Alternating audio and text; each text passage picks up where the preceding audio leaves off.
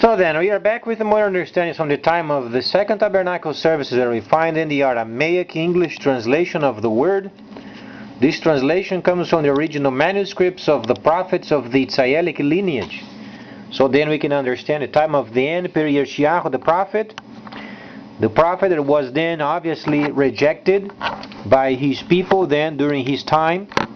He was sawn in half, and then he was quoted by the Messiah many times.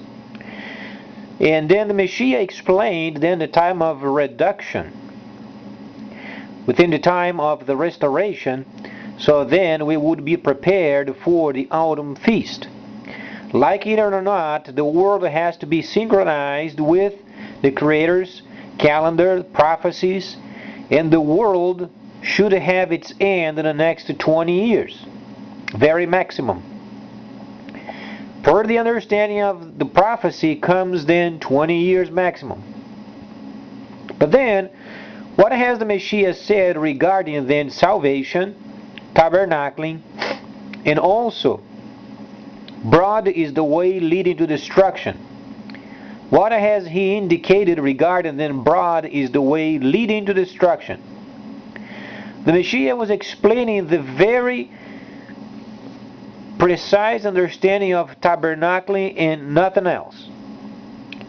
If a person does not understand tabernacling, then a person is found where then the broad way is at, leading to destruction. The places where a person then is led to destruction obviously is related with the world, because the world is then set for destruction. And the Messiah was explaining the lack of the ability of his people of understanding tabernacling. When we read then Devarim or Deuteronomy, you find then the favors set upon Mount Gerizim and then the curses on Mount Ebal. What do we understand as far as tabernacling is concerned? The Messiah then, he left Jerusalem and he went to Mount Gerizim because it's the mountain of favor. From the Mount of Gerizim, then the Messiah would establish his tabernacling, because it's related with every favor before the throne of the Creator. And he was tabernacling. So then, when it's so evident as far as tabernacling, the Messiah then, after revealing himself or transfigurating himself, where then there was Shimon, there was Yaakov, and also Yohanan. Those were there, plus then Moshe showed up in the spirit, plus then Eliyahu. And then when we read the understandings of the scripture as far as then the seals, the 7 seals, then the Messiah opened the 7 seals. How do we know this? Because then the Messiah indicated then later the sound of the shofar. It's only left the sounding of the shofars related with the autumn feast. So then, broad is the way leading to destruction. The Messiah was explaining there is only tabernacling or destruction. This is what the Messiah said. Because the only way of salvation is being linked with tabernacling. The world's technology is going to be destroyed. Whatsoever people have built themselves is going to be destroyed.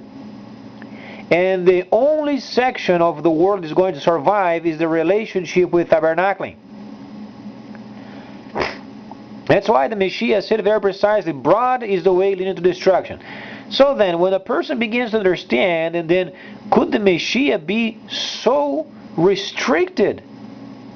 And there is no restriction. He was explaining then tabernacling.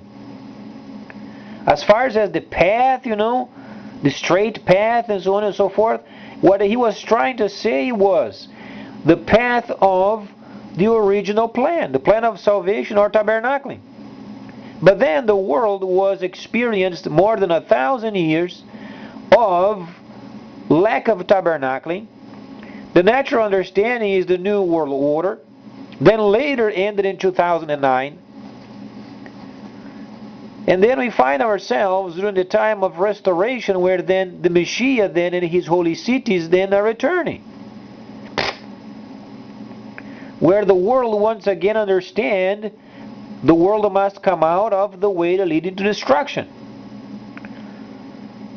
So then, where we find so many traditions given, and then people not being acquainted precisely with the instructions, do we understand then what the Messiah meant? Broad is the way leading to destruction. Any other form other than tabernacling is destruction. So there was more than 1,000 years, every person that died, except those who had a covenant, then they went down. Went down means then the first death, because no tabernacling means no salvation. But then the Creator has wisely decided to give 1,000 years without tabernacling. Those who were from the covenant did understand. People of the world that died, there was no link with it. They went straight down.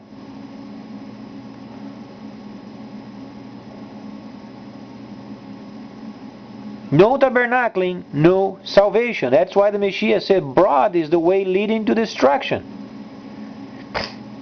So then we understand when the Messiah was explaining, must have tabernacling for a person then to be saved. No tabernacling, no salvation. Broad is the way leading to destruction. Any other form other than being linked up with the tabernacle, as then tabernacling, then is destruction. So 1,000 years more with no tabernacling, people went to the first death.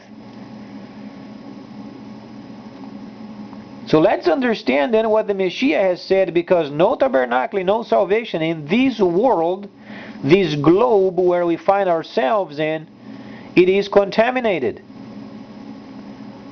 However, the understanding of tabernacling then is uncontaminated ever since. And then we find ourselves trying to understand what it means, as if a person was given the privilege of thinking other than tabernacling and trying to find some sort of a salvation. It doesn't exist. That's why the Messiah said, this temple, not a stone is going to be left upon another. He said, I don't want the temple. And he came out of Jerusalem, went to Mount Gerizim, the Mount of Favor, or the Mount of Prostration. Then he went up, he did what he had to do, he came down and he gave them 2 Yom creation days. 50-32, 70-32 then completes the 2,000 years given to the Gentiles. But then the Messiah was explaining at the end as if people were oblivious. They would think then the world would become some sort of their own works of salvation. This is what the Messiah said, destruction. Non-existent. That's why the Messiah had to use parables, because people then would have to excuse themselves if they were not enlightened.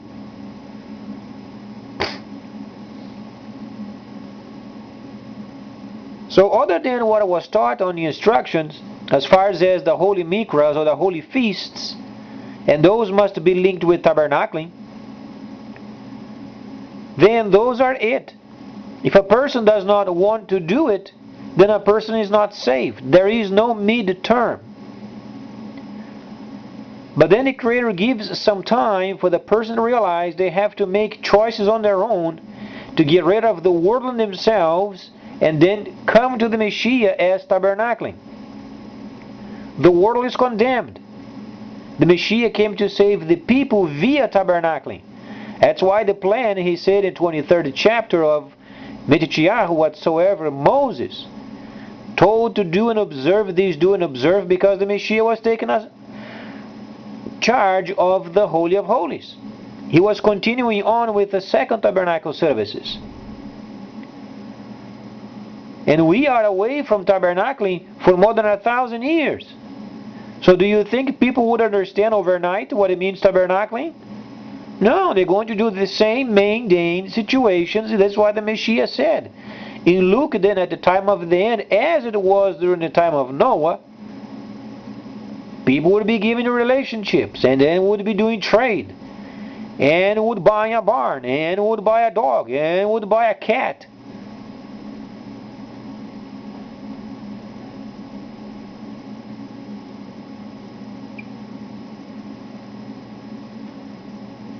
So it was during the time of Noah and Lot. And the people became oblivious and they died. This is what the Messiah said.